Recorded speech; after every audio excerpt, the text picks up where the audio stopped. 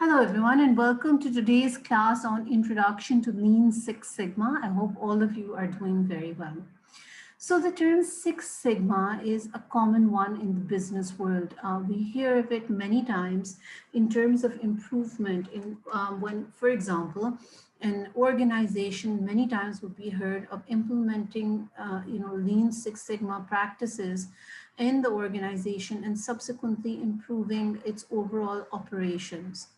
So without further ado, let's try and understand a little bit more about what Lean Six Sigma actually is. So Lean Six Sigma in a nutshell is a method. And this is a method that relies on collaborative team efforts to improve the performance by systematically removing waste and reducing variation by eliminating 7 wastes. So let me explain this to you briefly. Lean Six Sigma it's a way, it's a methodology. This is not something that can be done overnight, cannot be implemented in an organization overnight. Also, it is not something that just one person can do. It is a team effort.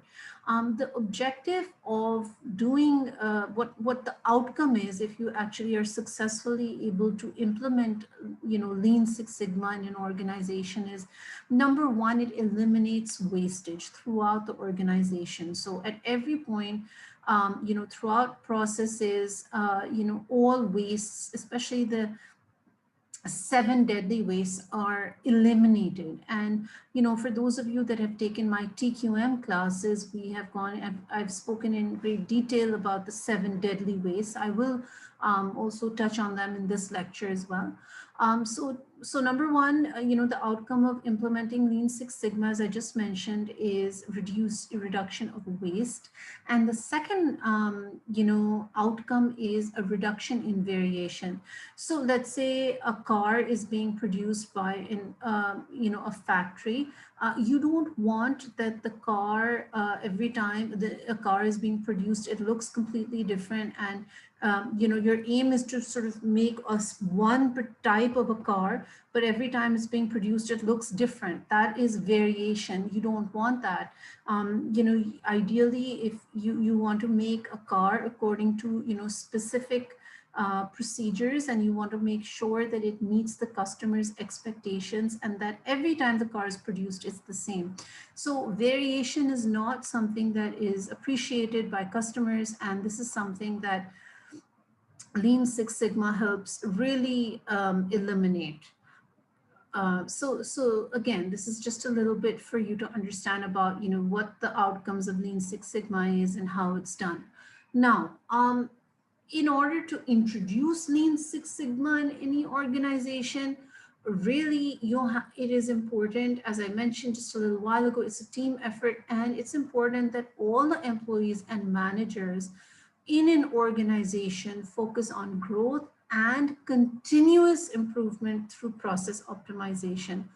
So, this is important because what happens is many times organizations reach success. And what happens is they stop striving or stop working as hard as they previously were. And what happened, and as a result, they die off, or the organization's performance takes a nosedive. So this is a very, this continuous improvement frame of mind, also known as continuous improvement, is also known as Kaizen. And this is very important, for our employees and managers to really focus on, and to have a will to continuously improve and grow the business, and do all of this by really improving the processes and really making them as good as possible.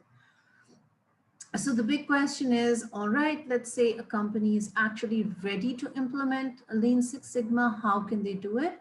Well, there are a number of tools that have been, made by, quality management experts And those tools can be applied and in an organization, and those tools really enable an organization to really improve their performance systematically.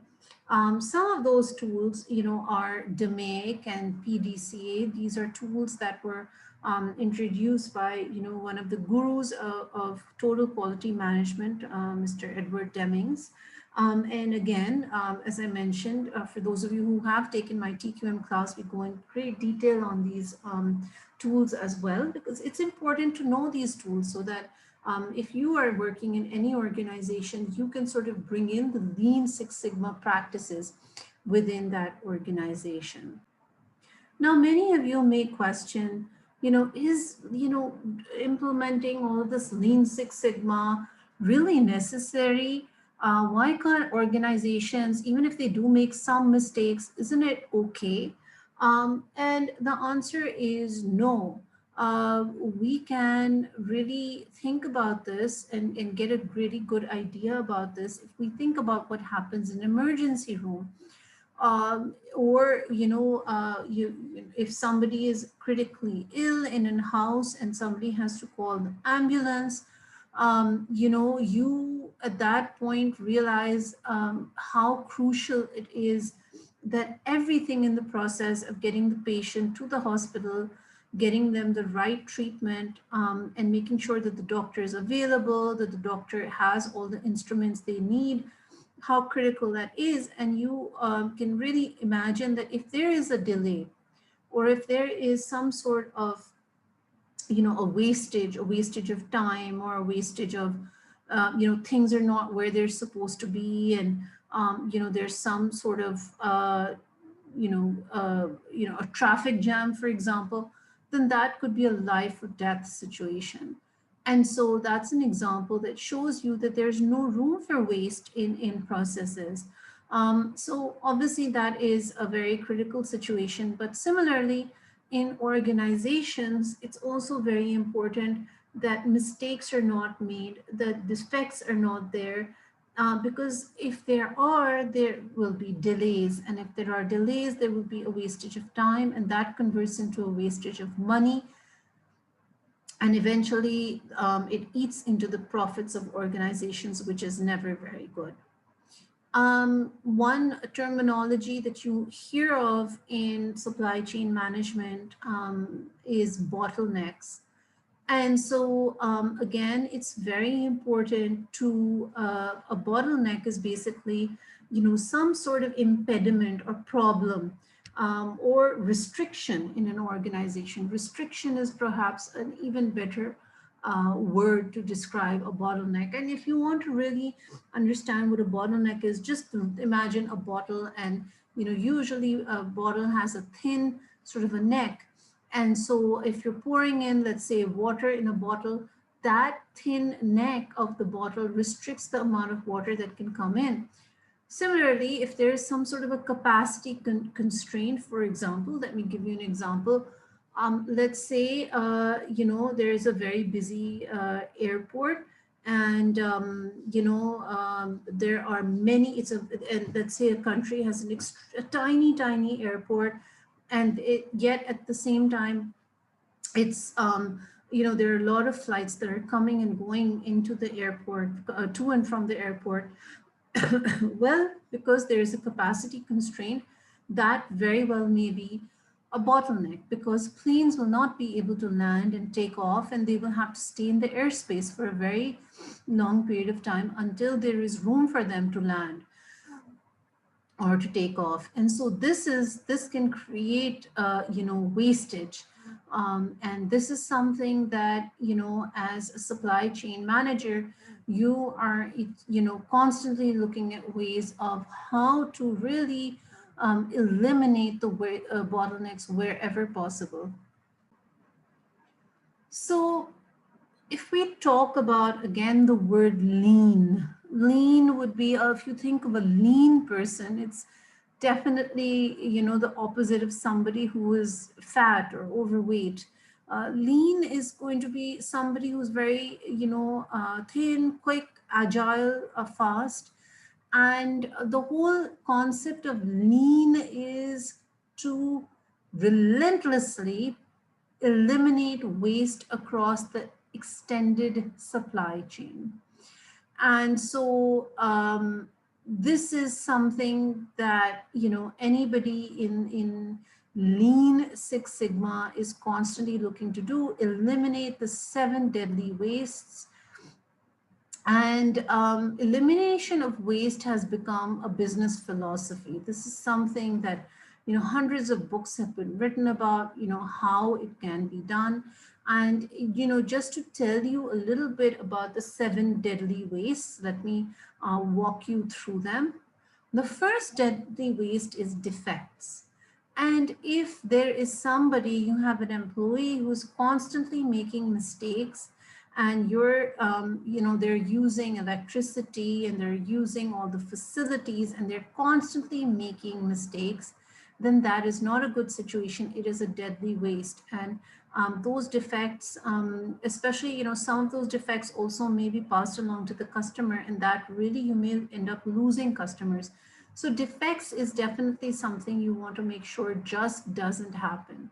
In order to do this, many times organizations make standard operating procedures where they outline every single tiny step of how it, if anything, is supposed to be done. And they make sure that the managers are checking that employees are following the standard operating procedures to ensure that there are no defects. Another deadly waste is having a too much inventory. And if you have too much inventory and it's sitting around in an organization, the problem with that is that there are a lot of carrying costs of that inventory. So if there is excess inventory, you have to make sure that that inventory is not stolen, that the inventory is kept at a comfortable temperature, that it's you know, not broken, all of these things. And so those, you know, you may have to pay for a warehouse and insurance and all of these things. So having too much inventory is also a deadly waste, and you do not want to have that. Many organizations nowadays are moving to a just-in-time inventory system. In this kind of a setup, you know, the raw materials come in to an organization once an order is placed, and there's just enough inventory, you know, to safely execute whatever processing and production has to take care. There's not excessive inventory lying around. Processing, this is another deadly waste. Many times organizations, there is a demand. Let's say there's a demand for a plain white collared shirt for men. But an organization says, you know what, we are going to start making beautiful flowers on the on the cuffs of the shirt. Well, that's extra money for the organization. And if there is no requirement for the from the consumer, and the consumer is not ready to pay extra for those flowers on the cuffs, then that is extra processing costs that a company is incurring, and that is a waste. There is no need for that. And so that is, you know, considered as the third deadly waste. The next one is motion. Now, many times you may go into an organization and you'll see, let's say on a factory floor, everybody looking very, very busy. People are moving back and forth. And you know, you wonder like, wow, there's a lot of work going on. But when you look closer, you realize that, you know, there's just people that are just wasting their time. They're just chit-chatting and talking. And so it looks like they're doing work, but they're really not doing work. And so they're just walking around for no rhyme or reason, really. That is another deadly waste. That is the fourth deadly waste, motion. The fifth one is, you know, overproduction.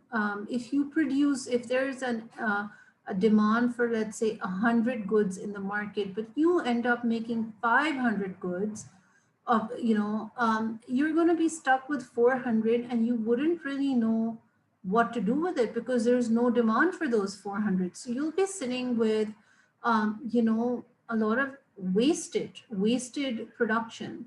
And so that's why overproduction is considered the fifth deadly waste. The sixth one is one that's very dangerous, which is waiting. Now, the most precious asset that any human being has is their time. If you or any organization is going to make them excessively wait, let's say in line for a service or a product, they very well may lose the customer. The customer may not want to continue to sort of work with that organization. So therefore, waiting is something that customers really despise, and it is considered to be another deadly waste. And what you want all organizations, especially the lean organizations, attempt to do is eliminate waiting of customers as much as possible. The final or the seventh deadly waste is conveyance. And conveyance basically means transportation. Transportation is something that is extremely expensive because there are two costs that organization incurs. The first one is fuel cost. And so if there's a useless transportation happening, there is going to be extra fuel being consumed. The second thing is that there's a depreciation of the vehicles as well. So, if cars are being, just used for no reason, or trucks are being used for no reason, the extra conveyance, this can lead to excessive extra conveyance or transportation costs, which would be a waste. And so again, these are the 7 deadly wastes that every organization that is a lean organization focuses on eliminating. And once these are completely eliminated, then there is going to be less variation in higher profits, and overall the productivity of an organization will significantly improve. Now on this slide, the main objective is to really show you how a lot of tools are used to implement Six Sigma. And again, I focus a lot more on the tools in my TQM class, and we really go into great depth into tools such as PDCA, the 7 ways, 5S, DMAIC, all of these things, right? So we really focus a lot more over there. And in your, if this is the first course you're taking, I would just say, hold on. The idea is not for you to learn all of this in today, but just for you to be aware that in order to implement Lean Six Sigma, there are tools such as PDCA. We just discussed the 7 ways, being knowledgeable about the 7 ways and working towards eliminating those. That's very important. Other tools, 5S, these kind of tools really help an organization become more lean. As far as reduction of defects, there are tools such as DMAIC that really help do a lot of root cause analysis of why there are defects or mistakes happening, and subsequently it helps in eliminating them. And so long story short, when you're an organization that is implementing Lean Six Sigma, is basically using the best problem solving methods available to really achieve its mission and to satisfy customers. Now, one of the enemies of Lean Six Sigma is waste. And I've mentioned this earlier in the lecture, and I'm mentioning it now as well. Waste in Japanese is also known as muda. And so a lot of these methodologies of Lean Six Sigma were, the genesis of them was in Japan by people such as Edward Deming. And so again, I talk about all of this extensively in the TQM class, but the important thing to really remember is that waste is something that a customer is just not willing to pay for as part of the product or service. And it is something that adds no value. So if, for example, a customer needs a comfortable ride from one destination to another, let's say in a clean vehicle, that is the expectation, that's fine. But if, for example, and it costs, let's say, 100 rupees to get from point A to point B. But if, let's say, a driver comes along and says, you know what, please pay me 200. And in addition to the ride, I will give you a special beverage while you're in the car. You can hear some music. I will be putting on some music in some additional things. And these are things that, let's say, the customer is just not interested in. The customer will most probably say that, sorry, I'm not interested in taking your services. Um, and they would rather go for the 100 rupee option, because that is what their need is. That is where, what they're willing to pay for. And the additional things, they do not see any value in those things. Therefore, the customer thinks that that additional extra 100 rupees would be a waste, and they are not ready to pay for that. Now, if there is a lot of waste in general in any organization, what happens is waste, let's say in processes or in the factory floor, or anything, anywhere, what happens is, number one, it takes a lot more time to perform an activity or a process. So if there's waste, if there was something that should be taking 8 minutes, if there's waste, it will probably take a lot longer, maybe 16 minutes or 24 minutes. Also, if there is waste in an organization, you will notice that they have a lot of inventory across the supply chain lying around. Thirdly, costs are going to be higher than competition. So things are just going to be, the organization is just going to be kind of strapped in terms of having to pay a lot more for many things because of the waste. In an organization that has a lot of waste and does not have Lean Six Sigma practices being implemented, you will notice that people in general will always be focusing on trying to hide problems. They will be scared. There will be, problems coming up and people sort of doing a lot of firefighting and trying to figure out the solution on the spot. A lot of large batch processing. And so these are the kind of, situations that you will see if there is an organization that has a lot of waste. But if there is, on the other hand, an organization that has implemented Lean Six Sigma, that is, mindful about elimination of waste, well, then problems in the organization immediately will become very clearly visible. People will be celebrating successes. They'll be planning to avoid mistakes rather than dealing with the mistakes after they happen. Production will be being done in smaller lots, and there'll be a lot more visual controls and visual floor management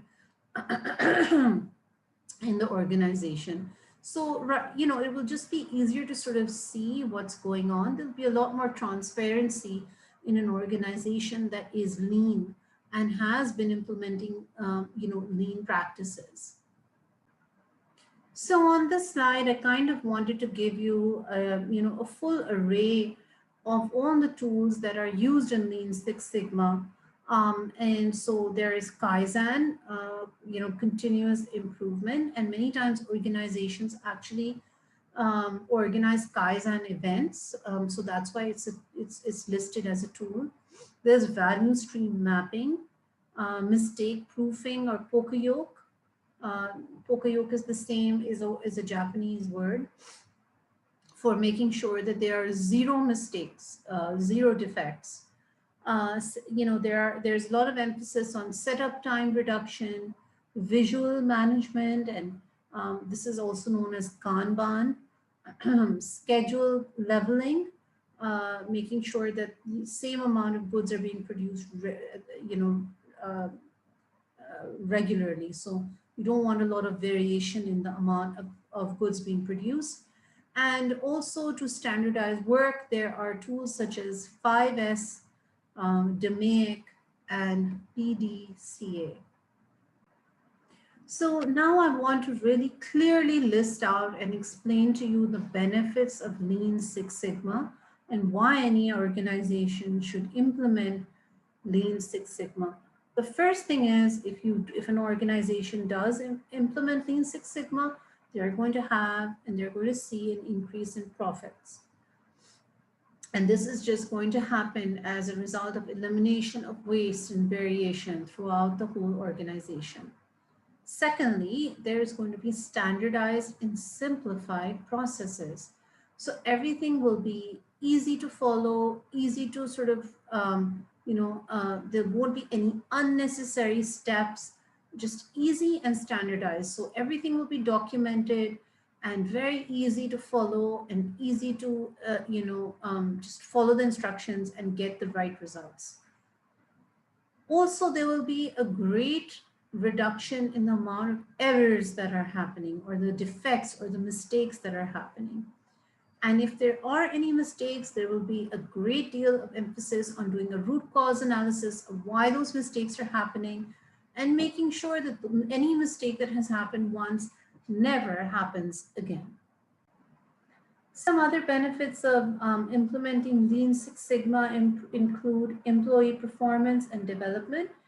This is something integral to Lean Six Sigma. And so employees are given a lot of, they are empowered and they're given importance and they're considered as partners in the organization. And so a lot of their input is taken, their ideas are taken, their observations are taken, and those ideas and observations are used to improve the overall performance of the organization. Finally, if there is Lean Six Sigma and it's being implemented in the right way in our organization, there will be a lot more value to customers. And Lean Six Sigma will basically allow companies to improve their processes and the quality of their products.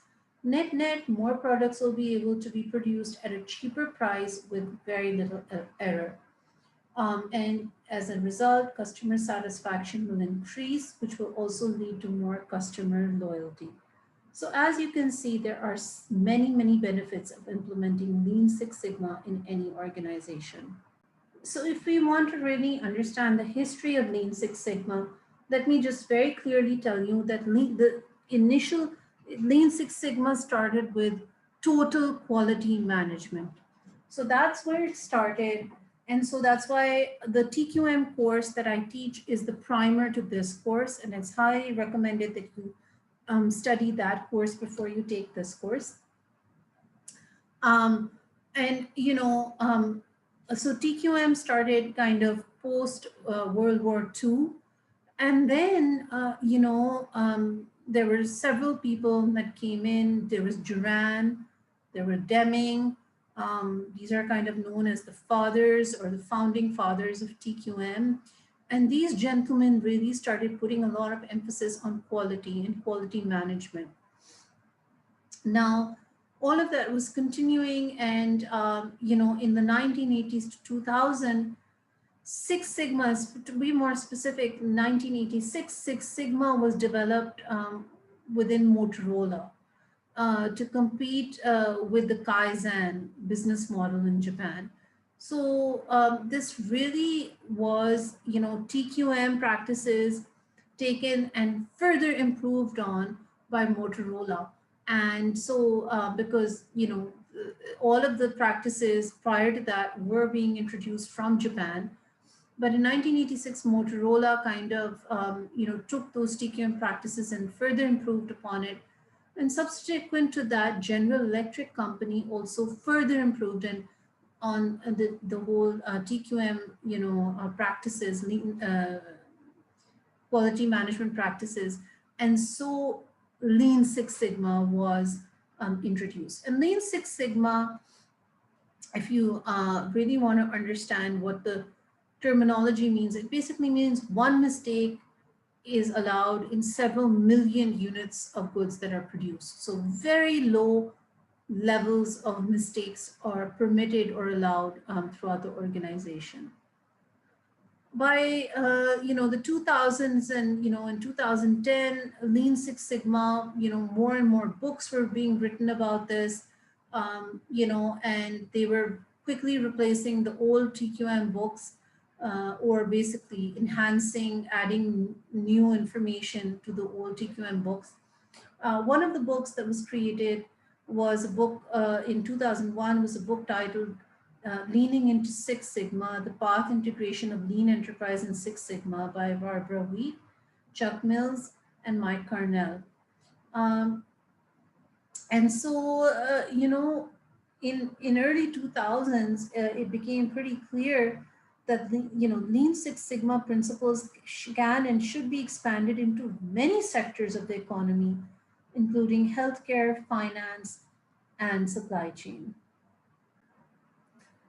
Now, something else that is quite interesting is that, in around early 2000s or so, also several Lean Six Sigma certifications began globally. And so if any of you are interested, after you get, or you're very interested in this field and you want to really expand and become a subject matter expert, you can sit in for several of these international certifications. You can get a yellow belt, you can get a green belt. If you are working in an organization, you can also get a black belt, because for a black belt, you need to do a project in an organization. And also you can become an MBB, which is a black belt trained with at least 2 years of experience, who teaches Lean Six Sigma, internationally as a subject matter expert. So these are certain, certifications that can also enhance your careers in case you are interested in this field and you really want to develop expertise in it. And with that, I come to an end to this lecture, and I hope you really got a good idea of what Lean Six Sigma is, its importance in today's day and age, the history of Lean Six Sigma, and I hope you enjoyed it. So thank you very much, and I look forward to speaking with you soon.